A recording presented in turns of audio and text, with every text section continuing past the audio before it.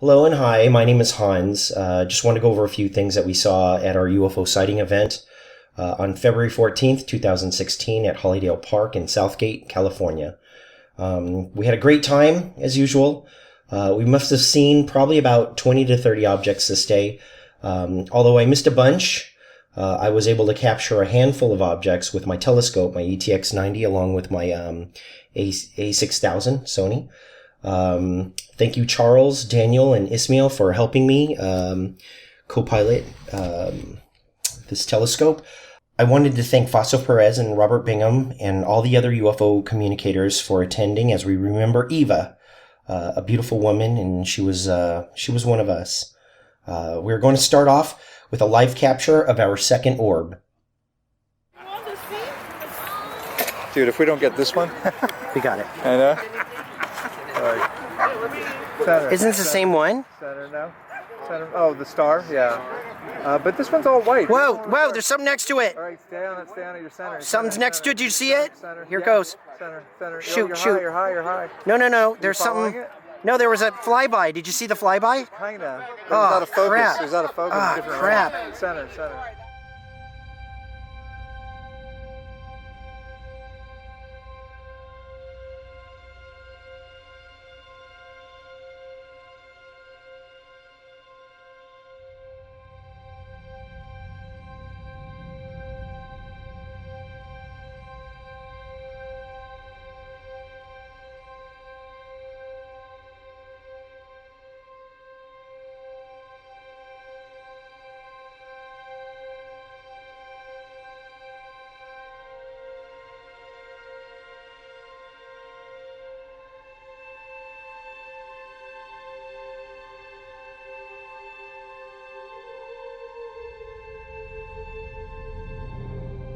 Here's one that I saw. I immediately thought it was a foil balloon, but it had a hole in the middle of it. It was red and I thought it was in the shape of a heart. I think everyone gave up on this one, but I decided to stick with it. The shape looked weird and it looked like it was flat to me. Then I noticed a gaping tear in it. A gaping tear in a foil balloon would bring this down in about 20 seconds. 30 seconds if it had a couple of small BB holes in it. But there it went over a bunch of trees. I still can't find this one on the internet.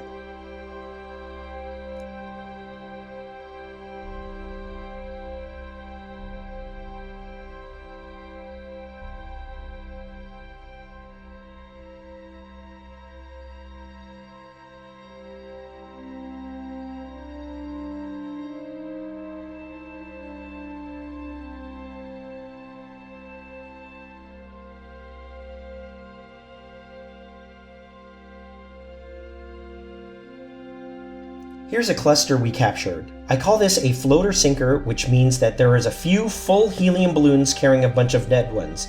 Why would this happen? We were at Hollydale Park, which is close to LAX, which is close to the beach. There is an onshore flow from the beach. How many hours does it take for a latex balloon to deflate? Or why would anyone release a cluster of balloons with live and dead ones? Another thing that really stood out to me on this one was the rat's nest between the balloons. Notice the lobular structure. It seems to be morphing and occasionally flashing. It's just kind of a strange structure.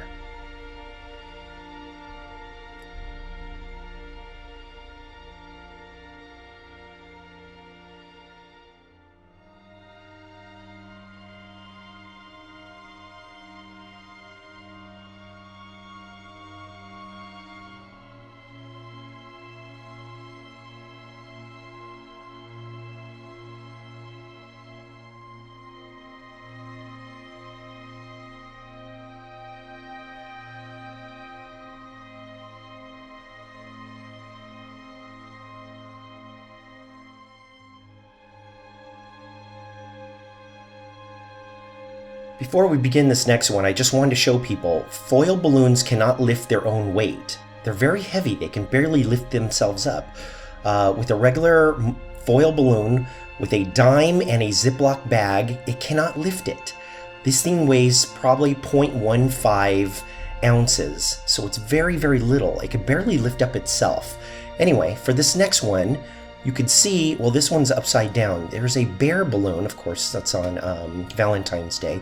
It's upside down. There's only one stem. There's only one air chamber. I can't see an air chamber for this, for, you know, the upper portion where it had burst. But basically, if half of the balloon does not have helium in it, it cannot fly.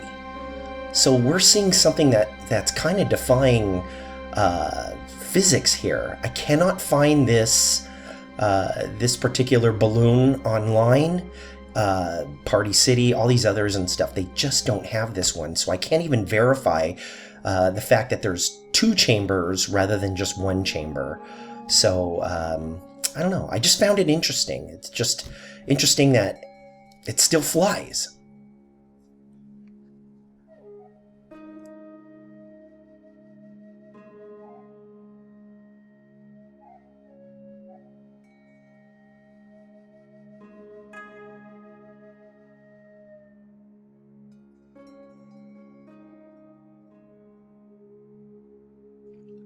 What I found interesting about this one was that as it rotated and revealed its tether flap, it had stripes of orange, red, and yellow. But as it rotated more, the yellow, red, and orange stripes would disappear. But this is what I thought was weird. The stripes looked like it reached at least half the length of the balloon, like it was wearing orange, red, and yellow pants.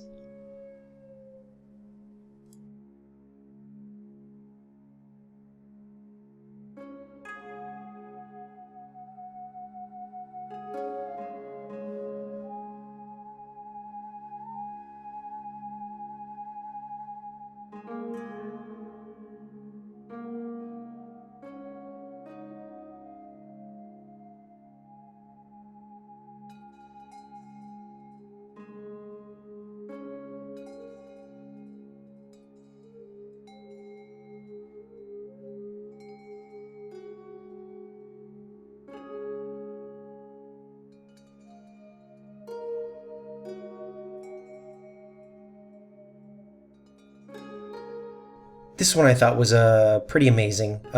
This one was yellow and perfectly round. Just an amazing structure in that if you really take a good look at it, this thing is perfectly round. Number one, it's perfectly round. It's yellow, and you'll notice that it has like a yellowish ring right in the face. And then there was a dark spot right in the middle of that ring, and that would not move. It kept on pointing in the same direction. If this was anything else, it would be moving around like crazy. So this one I thought was very, very strange.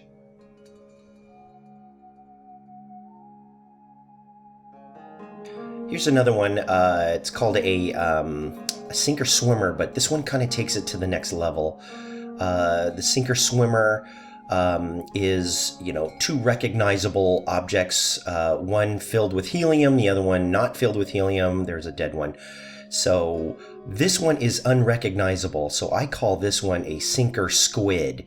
Now I'm going to show you the string involved. And you can see it's a rat's nest of probably about, 10 tethers all kind of wrapped up all into one and stuff. So anyway, something that's unrecognizable at the very bottom is kind of interesting. It almost kind of reminds me of a passive camouflage technique.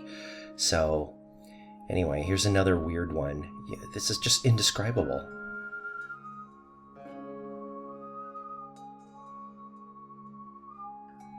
I would consider this one a sinker squid also. The thing at the very end of the tether is unrecognizable. A close-up kind of reveals it's either two objects, two little black objects, some sort of a mini squid. There's also, it also kind of looks like it's kind of a circular in shape. It doesn't look like it's just like a dead balloon. It looks like it definitely has some sort of a shape. So some of the still pictures reveal that it's actually a couple of different shapes. Another thing to take note is that typically a sinker squid has a rat's nest with an extension to it. Notice that this one is connected directly to the primary tether. Strange.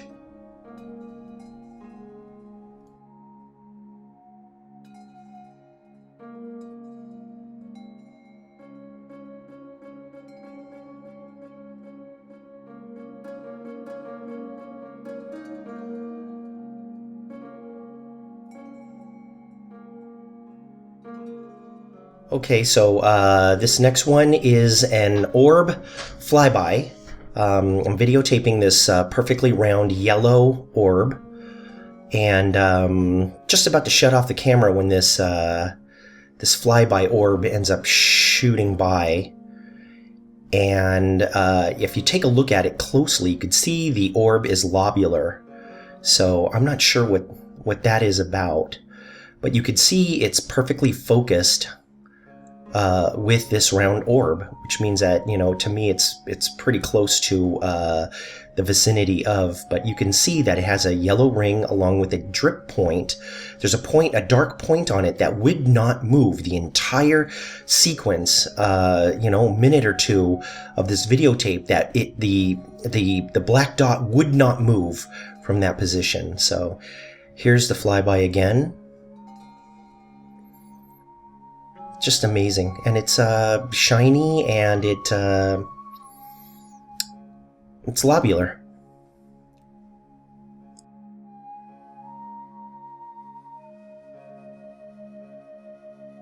I wanted to show you another one most people wouldn't give a second thought. I wanted to show you the indications of imitation I found on this one. The first one is the tether attachment, which is at the edge of the, quote, balloon. The tether should attach to the middle where the tether flap is located. The next one is the tether flap. There is none. The tether flap is 1.5 inches wide. This one doesn't have one. The typical tether is 3/16 of an inch wide. You can fit 6 tethers on an 1.5 inch tether flap. The last one is the tether. It looks like it's about 1 foot long. Why would anyone have a carrying tether 1 foot long? This is just strange. The flap on the edge is a dead giveaway.